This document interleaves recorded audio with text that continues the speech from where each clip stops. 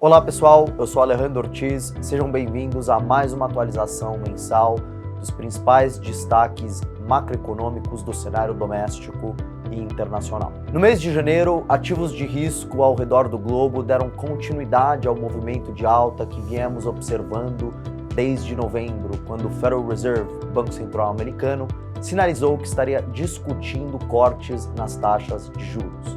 Ao longo do mês de janeiro, uma combinação de dados de atividade resilientes e dados de inflação bem comportados seguiram alimentando o apetite pelo risco.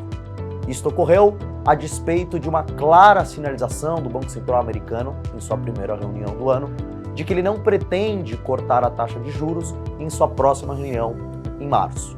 O presidente do Banco Central Americano, Jerome Powell, sinalizou que o Comitê de Política Monetária do Banco Central precisa de mais informações com relação à dinâmica da inflação corrente para ter confiança de que ela está convergindo de uma maneira sustentável para a meta de inflação. Além disso, os mercados de renda fixa operaram um mês de forma extremamente volátil, refletindo, por um lado, os dados de atividade resilientes que têm recorrentemente surpreendido o consenso e, por outro, o novo cronograma de emissões de títulos públicos por parte do Tesouro americano. Na Europa, observamos também a primeira reunião de política monetária do Banco Central Europeu, que, ao contrário do seu par americano, vem apresentando, ao longo do mês de janeiro, uma postura muito mais conservadora na condução da política monetária. A despeito de dados de inflação bem comportados e de dados de atividade que beiram a estagnação, diversos membros do Comitê de Política Monetária do Banco Central Europeu sinalizaram que não pretendem cortar a taxa de juros até meados do ano. Dirigentes da instituição esperam maiores informações com relação às pressões salariais que podem manter a inflação de serviços em um patamar persistentemente elevado e acima da meta de inflação de 2% perseguida pelo Banco Central Europeu. Na China, a situação continuou bastante sombria. A despeito do anúncio de um novo fundo para resgatar o mercado de ações e de um corte surpresa na alíquota de reservas bancárias, a pressão vendedora nos mercados de ações chineses não cedeu. No cerne da questão persiste uma grande incerteza com relação à resiliência da economia chinesa, que continua a enfrentar ventos contrários em função de uma crise imobiliária que ainda não apresenta solução clara. Em virtude disso, a atividade do setor, seja na métrica de vendas, investimentos ou preço, segue em contração, fazendo com que a confiança do consumidor não apresente nenhum tipo de recuperação robusta.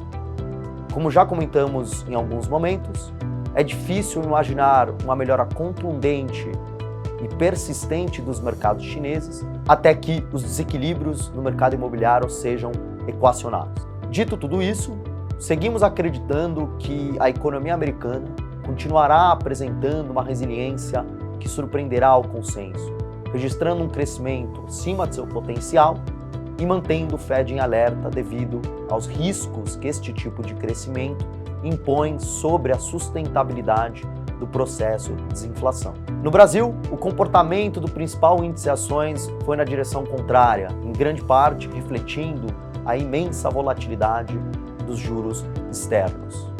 Mais uma vez, observamos uma dinâmica negativa dos ativos domésticos em meio a um ambiente onde a inflação continuou comportada e o Banco Central seguiu reduzindo a taxa Selic. Especificamente com relação ao mês de janeiro, observamos fatores idiosincráticos ligados a alguns papéis, em especial a Vale, que seguiu sendo contaminada pelos dados do mercado imobiliário chinês e pelas tentativas do governo de emplacar Guido Mantega na presidência da empresa.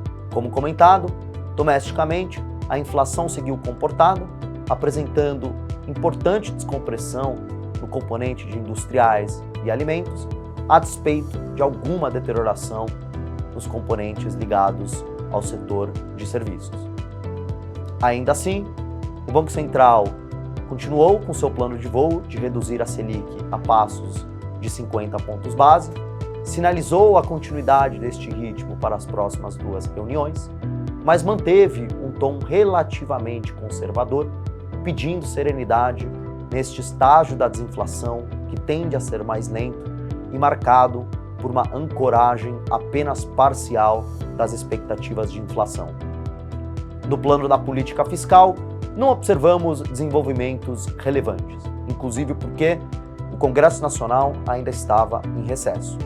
Nos bastidores, importantes operadores políticos do governo e atores de relevantes ministérios, como o Ministério da Fazenda, seguiram negociando a forma e o formato da reoneração da folha que foi enviada no último dia útil do ano de 2023. Ainda assim, os detalhes seguem escassos e este é um tema que deverá ser acompanhado de perto pelo mercado ao longo dos próximos meses, devido ao seu impacto ou não sobre a decisão de alterar a meta fiscal do governo. Entendemos que os fundamentos domésticos seguem positivos. Boa parte da pauta de arrecadação que o governo enviou no ano passado foi aprovada e deverá gerar efeitos sobre as contas fiscais neste ano. Além disso, o governo tem se demonstrado ser um hábil negociador político para enfrentar os problemas ligados à sustentabilidade fiscal. Além disso, a dinâmica da inflação corrente deve continuar comportada, permitindo, como já comentado, que o Banco Central dê continuidade à queda da taxa Selic a passos de 50 pontos, pelo menos até a reunião de junho. Em que pesem esses fatores positivos, é nítido que o maior comportamento dos juros internacionais segue sendo condição essencial para que os mercados domésticos continuem sustentando os movimentos de alta. Bom, pessoal, muito obrigado pela atenção. Este foi o resumo mensal dos principais desenvolvimentos do cenário internacional e doméstico. Caso queiram maiores informações sobre o desempenho dos nossos fundos, clique no card acima.